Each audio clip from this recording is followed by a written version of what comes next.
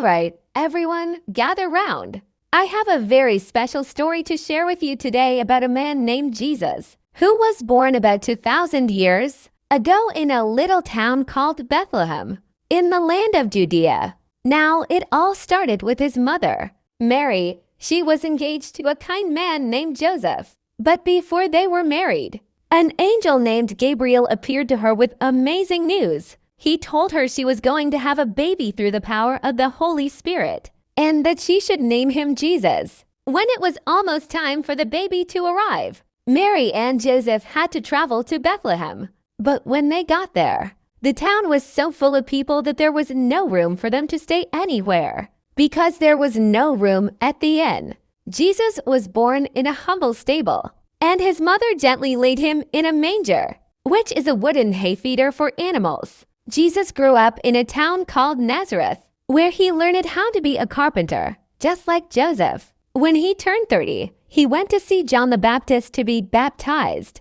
and that is when his life's work truly began. His message was simple and beautiful. He told everyone, change your hearts and minds, because the kingdom of heaven is near. He spent his days teaching people about love, how to forgive one another, and how to have deep, unwavering faith in God. The Bible tells us that Jesus did some incredible things, miracles. Actually, he gave sight to the blind, healed people who were very sick, walked right across the surface of the water, and even brought his friend Lazarus back to life to help him share his message. He chose 12 special friends known as the apostles. But as Jesus became more popular and spoke about being the Son of God, some of the leaders at that time grew worried and turned against him.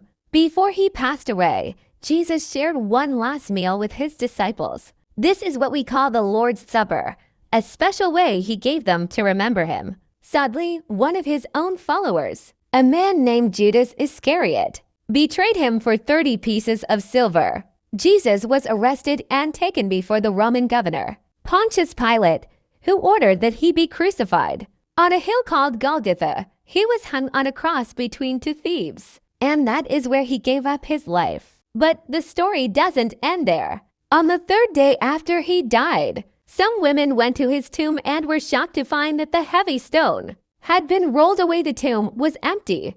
Jesus had risen and was alive again. He appeared to his disciples many times after that, telling them to go out and spread the good news to everyone. Finally, he was taken up into heaven. So why is this story so important? Well, the Bible teaches that what happened to Jesus wasn't an accident or a defeat. Instead, he offered himself as a sacrifice to take the weight of people's mistakes and sins upon himself. For those who believe, his life and death built a bridge, mending the broken relationship between people and God.